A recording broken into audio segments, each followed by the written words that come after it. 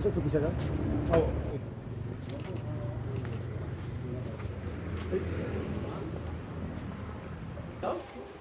महत्वपूर्ण मामला है, कहीं गंभीर आरोप भी उसने उधम सिंह नगर पुलिस के साथ ही कुछ प्रॉपर्टी डीलरों पर लगाए हैं। किस तरह की कार्रवाई आप लोग कर रहे हैं और क्या पीएम हो गया है? जी, आज तड़के सुबह 2:30 बजे के 3 बजे के बीच में थाना काठगोदाम पर नियुक्त पुलिस कर्मचारीगण को एक होटल की कर्मचारी से फ़ोन आया कि यहाँ पर फायरिंग का एक आवाज़ आई है, शायद संभवतः एक व्यक्ति ने अपने आप को गोली मार दिया, तुरंत आइए करके। उसी पर रिस्पॉन्स करते हुए 2 कर्मचारीगण थाना काठगोदाम से रिस्पॉन्स देते हैं।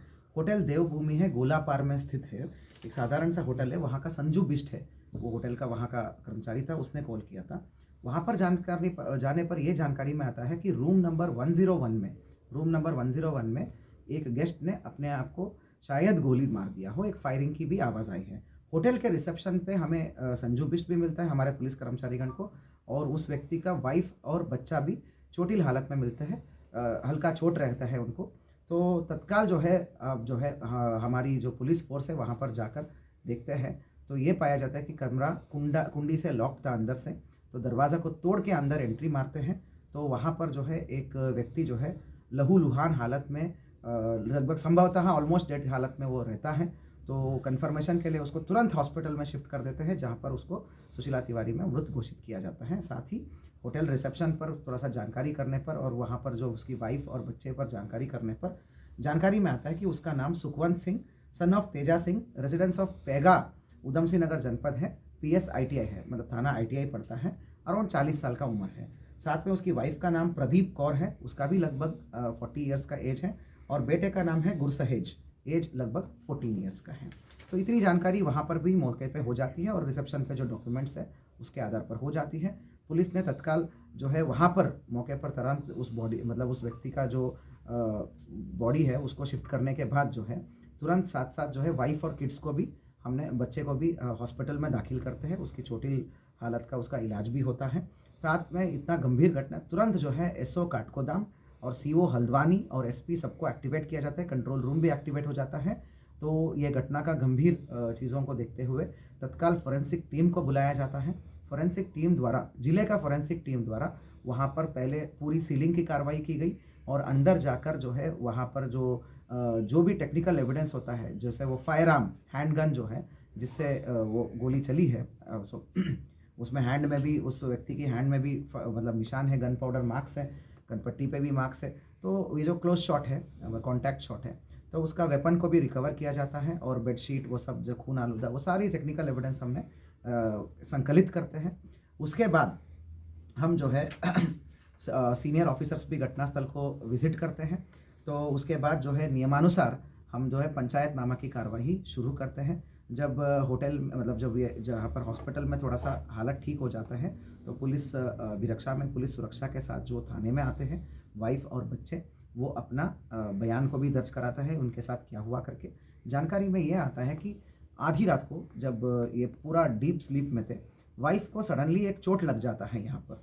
वो कैसा लगा चोट अभी उसको याद नहीं आ रहा है, उसको बहुत बहुत ज़ोर से चोट लगती है, वो सडनली उसकी आंखें खुलती है, वो चिल्ला जाती है। तो उसका पति आक्रोशित हालत में वहाँ रहता है, तो उसने वो चिल्लाते हुए अपने बेटे को भी जगा के बाहर भाग जाती है। तो पति जो है पीछे से आके वो दरवाजे को कुंडा मारता है और जो है जो सुखवंत सिंह हमारा कुंडा मारता है, वो घबराते हुए बीवी और बेटा जो है नीचे आते हैं, उससे पहले ही उनको फायरिंग का आवाज़ सुनाई देता है। ये अभी तक का घटना का विषय है। तो वाइफ को जो सुखवंत सिंह ने कल जो है नैनीताल गया था, तो जो है सुखवंत सिंह ने जो है वाइफ को एक कुछ कागज़ दिए रहते हैं, उसने ये कल ये बोला था कि ये तुम्हें अगले दिन जो है पुलिस को देना है करके। तो ये सारे घटना होने के बाद उसने पहले देखा ही नहीं होता है, उस दस्तावेज़ों को वो हमें हैंडओवर भी करती है। मतलब कुछ पन्ने हैं उस दस्तावेज़ में, तो बाद में आप सबको जानकारी में होगा। तो जो मृतक है हमारा सुखवंत सिंह, उसने अपनी ही आईडी से सोशल मीडिया में एक आप बीती टाइप एक उसने वीडियो बनाई है। वो वीडियो में उसने पूरा विस्तृत तरीके से वो डिस्क्रिप्शन देता है, तो विभिन्न गंभीर आरोप भी लगाता है। लगभग वही आरोपों का एक वो कागज़ है, वो जो उसकी पर्स में था, वो वाइफ हमको हैंडओवर कर। अब क्या कार्रवाई कर रहे हैं आप लोग? तो उसके बाद जो है तो वाइफ और बेटे का जो है नियमानुसार पंचायतनामा की जो गवाह होती है, पंचायतनामा का जो कार्रवाई के दौरान जो होती है, उसके अधीनस्थ हमने वीडियोग्राफी में बयान लिया है और वो स्टेटमेंट भी रिकॉर्ड किया है। उसने जो दस्तावेज़ हमको हैंडओवर किया है उसको भी हमने पंचायतनामा की डॉक्यूमेंट्स का पार्ट बना दिया है। अभी तक वो स्थिति है। फिर आगे बताता है, नियमानुसार हमने पंचायतनामा की कार्रवाई किया है। इसमें पंचायतनामा के साथ साथ पोस्टमार्टम विथ पैनल, विथ डॉक्टरों का पैनल जो है एंड वीडियोग्राफी के अधीनस्थ कराया हमने, वो भी सुशीला तिवारी में एक मेडिकल कॉलेज में। पंचायतनामा के बाद जो पोस्टमार्टम जो हुई है वो postmortem with panel with videography हुआ है। फॉरेंसिक टीम जो जिले के अलावा regional forensic science laboratory RFSL Rudrapur जो एक राज्य स्तर का लैबोरेटरी है, वहाँ का FSL टीम को भी पुनः घटनास्थल का निरीक्षण करा के उनकी तरफ से भी फॉरेंसिक टीम का विजिट्स हमने करवाया है। और जो है क्योंकि पत्नी और बेटा जो है बहुत ज़्यादा शॉक में है, तो इसीलिए हमने जो है साइकोलॉजिकल काउंसलिंग भी दिया है। हमने उनको सुरक्षा हेतु एक छोटा सा पुलिस टीम को भी नियुक्त किया है। अभी पंचायतनामा लगभग पोस्टमार्टम की कार्रवाई चल रही है। अभी भी जब हम बात कर रहे हैं, थोड़ा ही देर में पोस्टमार्टम संपादित हो जाएगा। तो तत्पश्चात जो है हम सुरक्षा बल को भी तैनात करते हुए उनके परिवार की इच्छा के अनुसार जहां वो क्रिमेशन करना चाहते हैं, वो अपने गांव में ही करना चाहते हैं, वहां को हम रवानगी कर देंगे। यहाँ तक का अभी तक का कार्रवाई है। और आगे की कार्रवाई क्या आगे है?